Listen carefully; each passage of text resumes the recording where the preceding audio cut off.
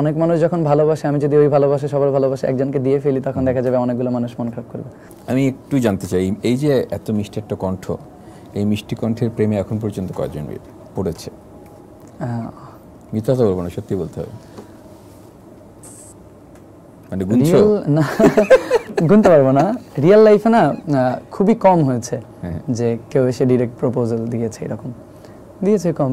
Online প্ল্যাটফর্মে বেশি আর কি, কাউন্টেবল না। আচ্ছা, মানে আনকাউন্টেবল। হ্যাঁ। আচ্ছা, এবং এই সংখ্যাটা কবে থেকে আনকাউন্টেবল হওয়া শুরু করলো কবে থেকে? এটা বেসিক্যালি প্রথম বেশি বেড়েছে হলো একটা নর্থ সাউথ একটা ভিডিও ছিল আমার, খামোশিয়া, হিন্দি একটা গানের। তো ওইটার পরে আর কি ম্যাসিভভাবে সবাই মানে জেনেছে আর কি যে হ্যাঁ এরকম কেউ আছে যে ভালো হিন্দি গাচ্ছে, ভালো গান গায়। তারপরে বেশ কিছু পাকিস্তানি গান, একটা পাসুরি একটা গান ছিল। আর এটার পর নাটকের কিছু কাজ করেছি। তারপরে দর্শন রাওয়াল যখন বাংলাদেশে আসে, তো ওনার একটা ওই প্রোগ্রামে আমার একটা ইন্টারভিউ ছিল জাস্ট 10-15 সেকেন্ডের, তো এটাতে একটা গান গিয়েছিলাম, ওটা দিয়ে মানুষ জেনেছে। তো এরকম আরও অনেকগুলো জায়গা থেকে আর কি মানুষ জেনেছে। তারপর RTV ইয়াংস্টারে যে প্রোগ্রামটা হলো সিজন 2, ওটার প্রডিউসার আমাদের আরজু ভাই ছিল। তো ওইটাতে চ্যাম্পিয়ন হওয়ার পরে আর কি সব রকমের অডিয়েন্স পেয়েছি। এর আগে যারা বেশি ফেসবুকে অ্যাক্টিভ থাকতো, মানে ইউথ যারা ছিল ওরা ছিল, তো RTVর পরে আর কি সব রকমের মানুষ পেয়েছে।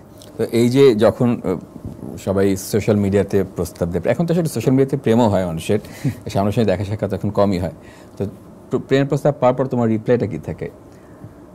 আমি না খুব জেনুইন ভাবে আর কি রিপ্লাই করি, যে আমি রেসপেক্ট করি তাদের মানে যে ফিলিংসগুলো থাকে।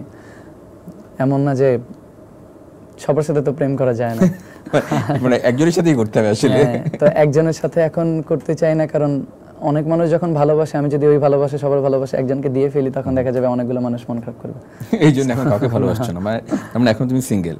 হ্যাঁ, তারা যারা দেখছে, যারা মানে নারী দর্শক যারা দেখছে, তারা এটা নিয়ে ভাবতে পারে, কারণ এখনো সিঙ্গেল আছে, এটা জেনুইন তথ্য।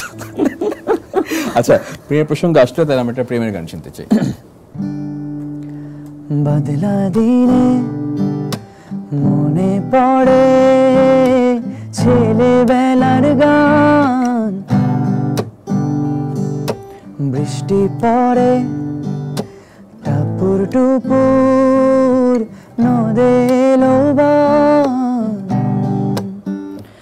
যদি ডেকে বলি এসো হাত ধরো চল ভিজি আজ বৃষ্টিতে, এসো গান করি মেঘমল্লারে করুণা ধারা দৃষ্টিতে।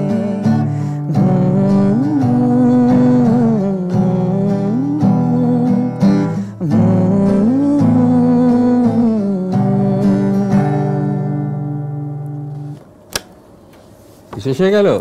এই গান ভীষণ পছন্দের, এবং তোমার যে হারমোনাইজেশনে যে ইমপ্রোভাইজেশনটা ছিল ভীষণ সুন্দর। মনে হচ্ছিল গানটা একটু চললে ভালো লাগতো। আচ্ছা, আমরা প্রেমে ছিলাম, প্রেমে আরো কিছুক্ষণ থাকি।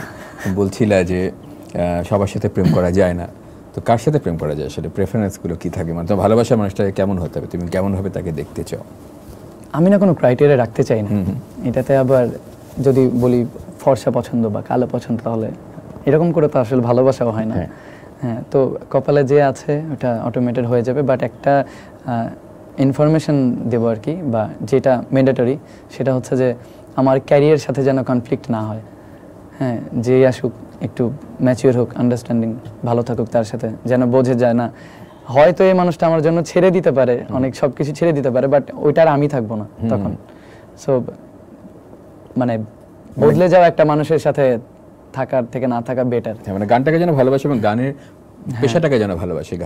হ্যাঁ, এটার পাশাপাশি যেহেতু অভিনয় করছি, মিউজিক ভিডিও, এখন আরও কিছু কাজের অফার আসছে, সো সেই ক্ষেত্রে দেখা যায় যে নিজের মানুষকে তো কেউ শেয়ার করতে চায় না, এইরকমই হয়।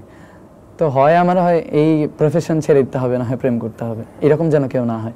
যেই আসুক যেন একটু বোঝে যে না মানুষটা এরকম, তার সাথে এইভাবে থাকতে হবে। তো যদি এরকম কেউ চলে আসলো এবং তখন যদি এরকম একটা কনফ্লিক্ট চলে আসে লাইফে, যে হয় তোমার এই গান অভিনয় এই জগৎটাকে নিতে হবে কিংবা ভালোবাসার মানুষটাকে নিতে হবে, তখন তুমি কি করবে?